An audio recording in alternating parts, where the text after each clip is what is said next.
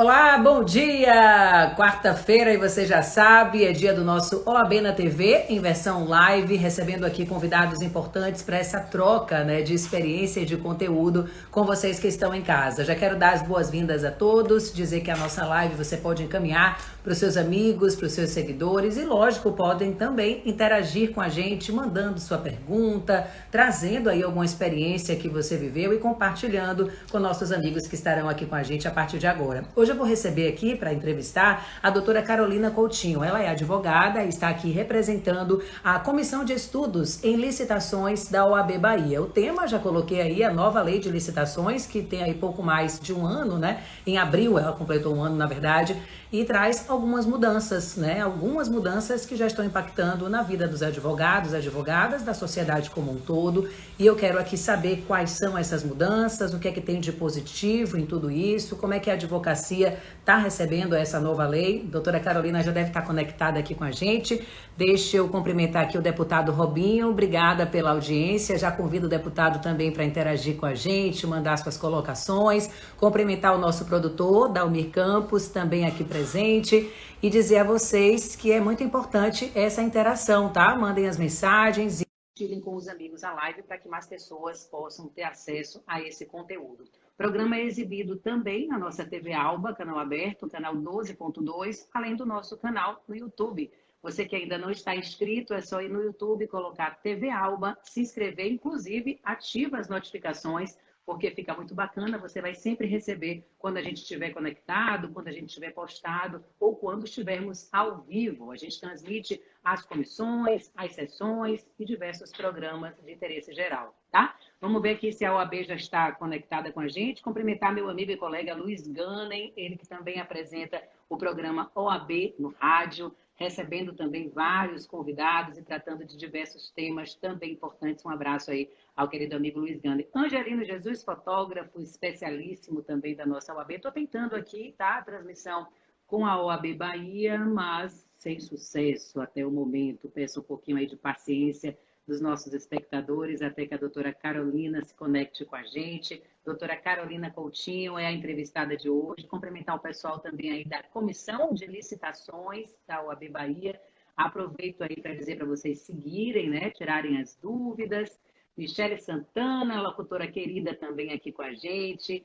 Bom dia, Jesus Oliveira Carmo. Bom dia, doutora Carolina. Tudo Bom bom? dia, Seja bem-vinda. bom dia a todos.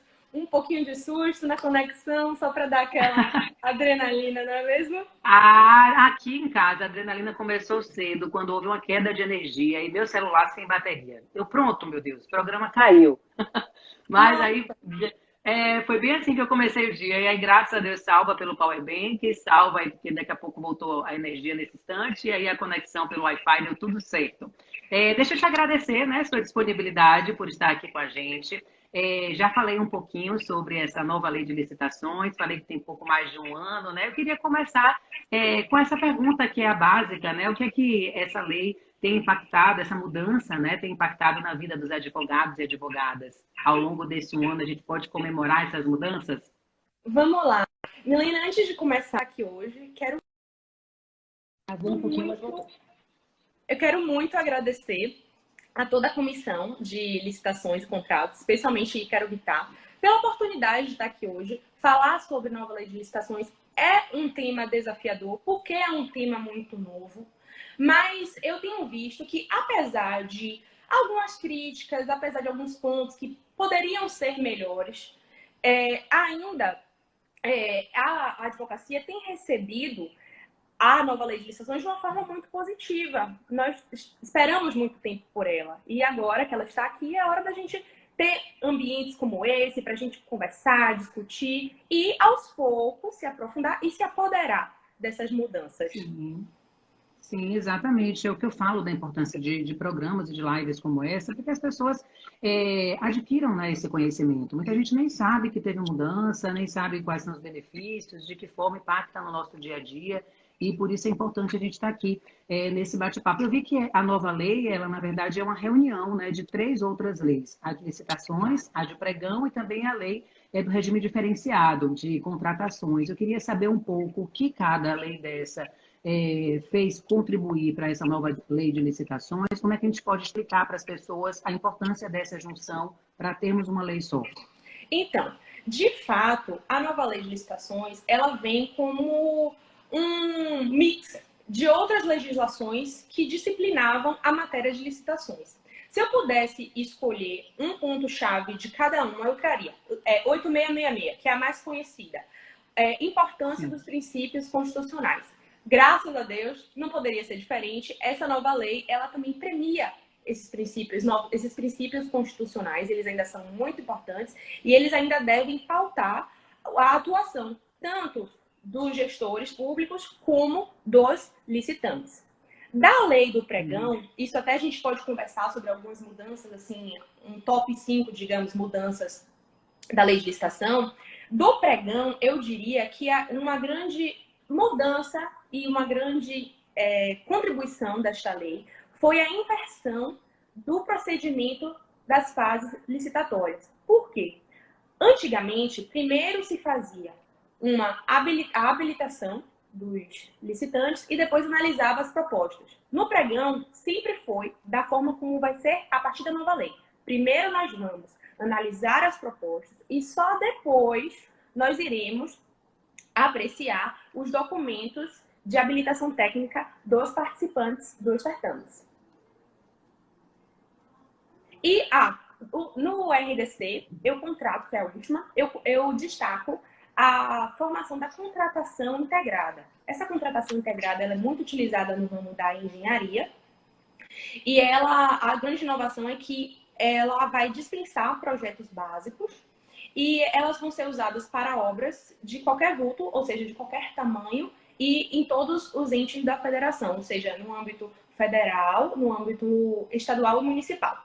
Acho que essas são as principais contribuições que continuou das outras legislações na nossa nova lei de licitações. Joia. Deixa eu cumprimentar a doutora Ícaro Bittar, que está aqui já na nossa live, falando aqui. Bom dia, meninas inteligentes e competentes. Bom dia, bom dia, bom dia. Cumprimentar também Fábio Rocha, falando bom dia, doutora Ícaro. Muito obrigada. Nossa.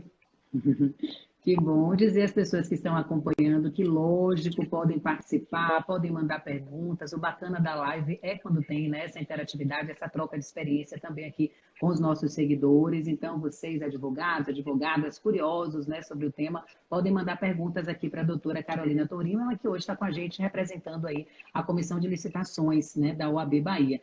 Doutora Carolina, a senhora achou então que essa nova mudança, né, na lei, ela proporcionou assim mais facilidade, por exemplo, de compreensão para os colegas advogados e advogadas? Para os gestores públicos também? O que acontece? A nova lei, ela, obviamente, nada na vida é perfeito. A nova lei, assim como tudo na sociedade, tudo na vida, ela não pode agradar ao mesmo tempo gregos e troianos. Então, ela trouxe, sim, muitas coisas positivas, mas, ao mesmo tempo, ela ainda tem alguns pontos que eu teceria algumas críticas. E uma dessas críticas seria o fato dessa lei ela ser muito detalhada. Me parece que o legislador ele tem um afã de solucionar todos os problemas das outras leis em uma lei só. Então, acaba que ela fica muito detalhada. E isso, de um certo modo, dificulta um pouco a compreensão. A lei, ela também tem muitas remissões a outros artigos. Então, você está lendo um artigo, aí ela faz remissão a um outro dispositivo. Isso acaba, na hora que seja o gestor público, seja o advogado, seja até um estudante de direito, corta um pouco o raciocínio no momento em que a pessoa está ali estudando e se aprofundando na nova lei. Mas, de um certo modo, assim, ela é um facilitador, ela tem pontos positivos e tem pontos negativos, como tudo na vida, mas nós temos recebido, pelo menos o meio em que eu estou, os advogados com quem eu convivo, estão muito felizes com essa inovação legislativa. Então, as críticas a essa nova lei seria apenas isso ou você destacaria mais alguma coisa? Não, eu destacaria sim. Então, o fato dela ser uma lei muito detalhada faz com que, em alguns pontos, o legislador ele tenha ido além das normas gerais, o que, em tese, configuraria uma inconstitucionalidade. Eu acredito que alguns dispositivos da lei ainda terão sua constitucionalidade questionada, porque provavelmente pelos tribunais, inclusive nos tribunais superiores, STF, porque de fato em alguns pontos a lei acaba indo detalhando demais, indo além do que ela deveria. E assim, uma coisa muito importante, que eu acho que para mim é o ponto-chave dessa nova lei de licitações. Ela prevê que nós passaremos a usar um processo licitatório digital, virtual. Isso é bom, porque teoricamente vai trazer mais ciência para o processo licitatório, que muitas vezes em pequenos municípios, no meio físico, talvez dê uma margem para certas condutas que são reprováveis. Então, essa virtualização ela é muito positiva, mas, de certo modo, a gente precisa ter cuidado. A gente está falando de um país que tem 5 mil municípios. Então, infelizmente, o fato dela ser muito detalhada, muito ampla, ela é algo que a gente precisa tomar cuidado, porque, infelizmente, temos municípios muito desenvolvidos, como São Paulo, que é referência de desenvolvimento tecnológico, de qualificação de pessoal, e temos municípios mais simples, como, assim, aleatoriamente, Rosário do Catete, que é um município menos desenvolvido de Sergipe. Então, a gente precisa atentar que nem todos os municípios terão condições de acompanhar esse avanço tecnológico da lei. Então, isso é algo que a gente precisa ter bastante cuidado.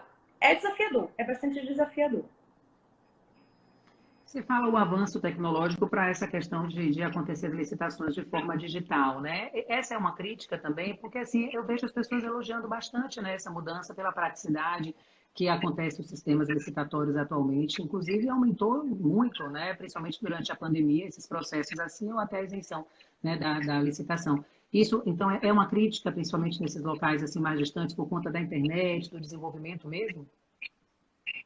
Eu não vejo exatamente como crítica. Eu acho que é muito positivo o legislador pensar nesta necessidade de digitalização. Por exemplo, no processo judiciário, no Poder Judiciário, a gente tem enfrentado um período de dificuldade nesse processo de digitalização.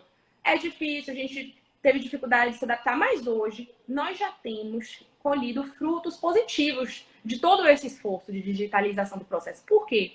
O processo, apesar do processo sempre ser público, as licitações, os processos licitatórios são públicos, o fato de ser, até então, em meios físicos, principalmente nesses municípios mais distantes, dificulta que as pessoas acessem o processo. Então, eu acredito que com essa digitalização, nós vamos poder ter mais controle, teoricamente, sobre esses certames que estão acontecendo no país, mas eu só destaco que talvez demore alguns anos para que efetivamente isso se torne regra geral, para que isso esteja totalmente normalizado, digamos assim, no país. Justamente. Que é normal também, né? Essa adaptação, né? Uma adaptação, é uma construção, é algo muito recente mesmo. A gente falou aí, tem 1 ano e pouco a lei. E essas mudanças que são extremamente necessárias, né? Porque não tem como aquilo que sempre fala do foguete que não dá ré, principalmente nessa questão digital, nos avanços tecnológicos, na praticidade que a pandemia até acelerou, né? A gente tem até na própria OAB um exemplo disso, né? Já estava realmente nesse processo e só fez acelerar, tornar, né, as coisas mais digitais ainda. Deixa eu cumprimentar aqui meu diretor, Neto Batista, que está aqui prestigiando a nossa live. Já aproveito para pedir a sua participação.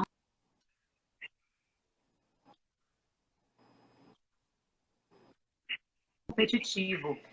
Rangel 1, que traz essa pergunta. Sim, vamos lá. Essa é uma grande inovação da nova lei. Porque, deixa eu só fazer um apanhado, porque tem gente que às vezes... É para explicar, não sabe. O que acontece? A nova lei de licitações, ela não usa mais o critério do valor da contratação para a definição da modalidade. As modalidades de licitações, elas foram impactadas pela nova lei. E aí, o que acontece? A tomada de preços e o convite, elas não existem mais. Então, hoje, a gente tem, primeiro, o pregão, que seria para contratações de bens e serviços comuns, salvo de engenharia. A concorrência, que é para contratações de bens e serviços especiais ou obras e serviços especiais comuns de engenharia. O concurso, que seriam para questões artísticas, questões científicas. O leilão, para alienação de bens móveis e imóveis. E o diálogo competitivo, que é uma nova modalidade de licitação. Ela não existia ainda no nosso ordenamento e ela passou a ser aplicável para casos em que nós teremos necessidade, eu digo, a administração pública terá necessidade de fazer contratações que demandem muita inovação tecnológica.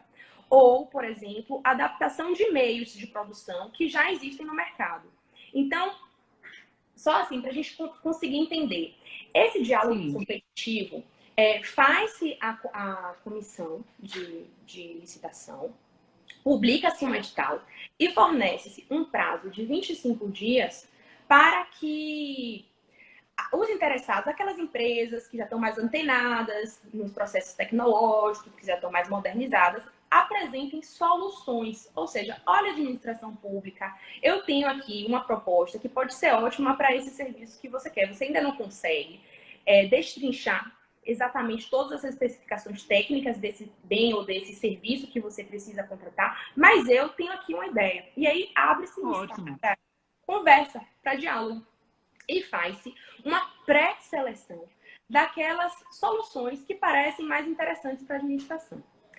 Aí, em seguida, a gente segue para a fase competitiva do certame, onde aquelas empresas que foram meio que pré-selecionadas, elas passam a apresentar de novo, de forma formal, a sua proposta, e em seguida a administração, ela escolhe aquela que definitivamente foi a mais vantajosa. Então, o que eu acho do processo do diálogo competitivo é que é muito positivo, mas, infelizmente, num país como o Brasil, a gente precisa ter cuidado, usar a modalidade de forma idônea, de forma a não, como eu posso dizer, a não deturpar um espaço de diálogo que pode ser tão rico para a administração. Ótimo. Ótimo. Deixa eu ler aqui a participação do Fábio Rocha, ele está parabenizando a TV Alba, a Michele, que é a nossa diretora, Michele Gramacho, o Neto e toda a equipe. Obrigada, Fábio. Ele aproveita também, Carol, para te parabenizar, dizer que você é muito didática e prática nas explicações. É verdade, porque, de forma geral, as pessoas tendem a ser muito prolixas, né? E aí fica difícil a compreensão. Então, tá ótimo, tá super esclarecedor. E tem participação aqui da Aline. Aline, _ conteúdo jurídico. Ela fala: bom dia, doutora. Quanto à demora nos pagamentos dos fornecedores, o que é que fala essa nova lei? Porque ela disse que vê que a demora nesse pagamento, que existe muita demora, e aí ela fala que o Estado fica impune nisso. E, de fato, prejudica bastante pequenas empresas, né? Com essa questão do recebimento do valor. Como é que você vê essa questão e o que é que trata a nova lei com relação à demora do pagamento de fornecedor? Deixa eu só interromper doutora aqui, Aline, doutora. eu concordo. Lisli Cardinho. Peraí, rapidinho. Lisli, ela pediu para deixar salvo. Aproveito aqui para dizer que as lives, sim, ficam salvas, que inclusive lá no nosso IGTV está separado por lives OAB na TV e tem todas as lives que a gente fez ao longo dessa pandemia com muito conteúdo importante. Vamos lá. Vamos lá, os pagamentos. Só um esclarecimento legal, que assim, eu quero já disponibilizar, até pode ser comigo, ou pode ser com outros membros da comissão, nós estamos abertos, esse tema realmente é muito novo. Então, até para nós que estamos lidando diariamente com o assunto, estamos estudando muito, ainda tem alguns pontos que, de fato, a gente ainda não domina tanto, ainda está no processo de aprender. Então, se alguém que está assistindo a live ainda ficou alguma dúvida, debater, pode entrar em contato comigo, seja pelo Instagram ou através da comissão. A gente vai ter um prazer enorme de conversar sobre isso. Ótimo.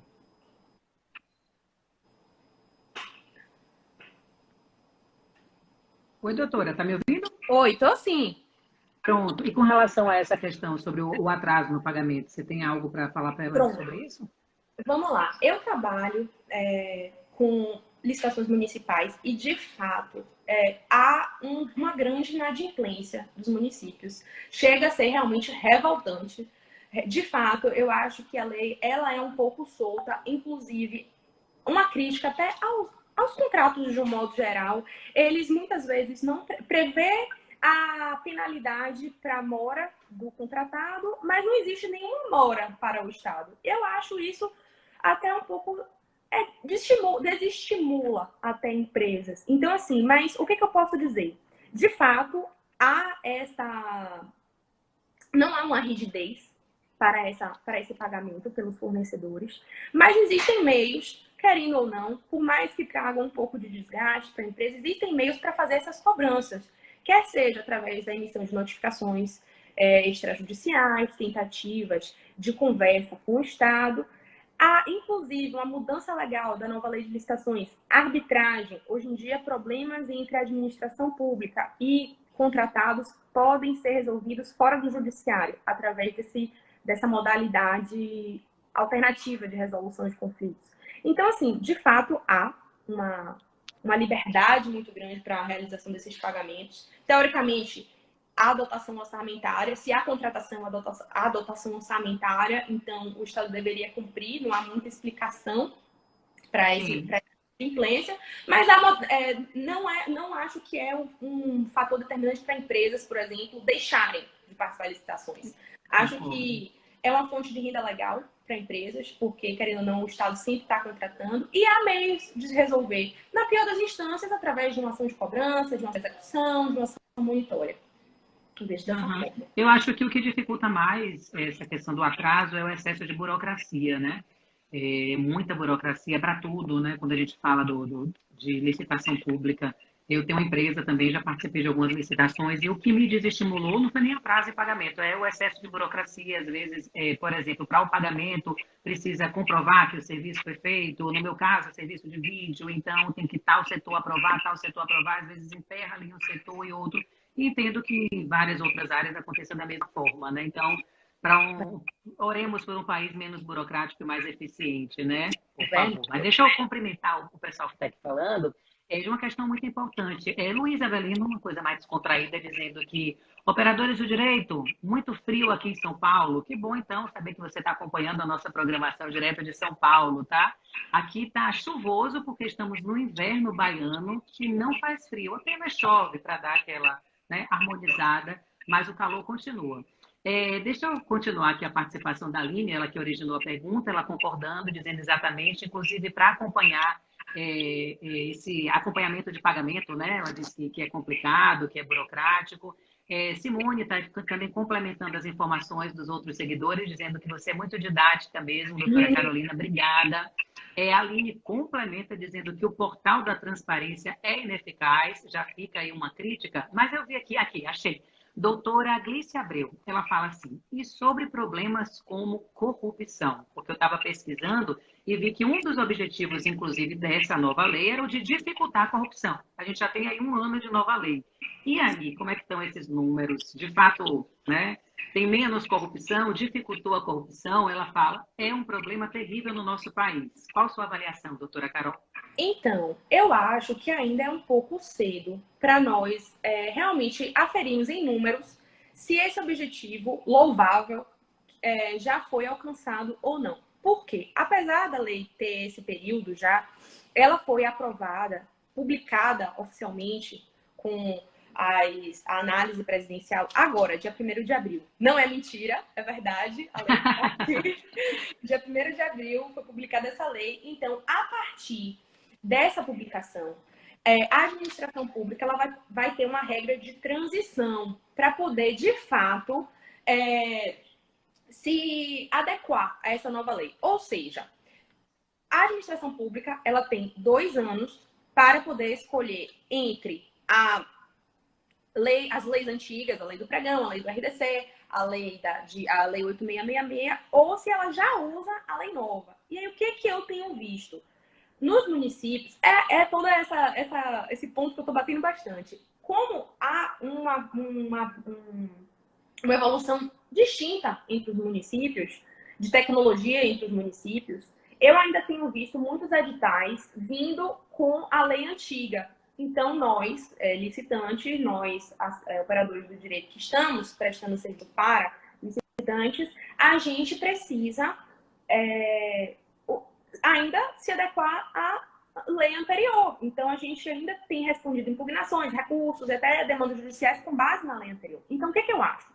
Não somente no que diz respeito à corrupção, mas, de um modo geral, eu ainda não tenho visto a aplicação massiva da nova lei a ponto de já conseguir enxergar resultados práticos de algumas questões. Mas, assim, uma coisa interessante é que a nova lei, ela está um pouco mais rígida para aqueles licitantes que, eventualmente, fraudam a licitação. Por exemplo, antigamente, existia um crime de 2 a 4 anos e ele podia até se enquadrar como menor potencial ofensivo. Só que hoje, né, quer dizer, a partir da aplicação efetiva da nova lei, isso passou a ser pena de reclusão, ele passou a ser penalizado com reclusão de 4 a 8 anos. Então, agravou mais. Se a pessoa frauda a licitação, ela tem um risco maior de responder de forma mais grave por esse crime.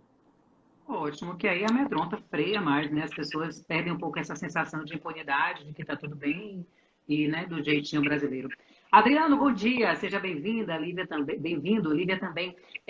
Doutora Carolina, então, para resumir, a gente já está no final, para as suas colocações finais, a advocacia recebeu bem essa nova lei ou não?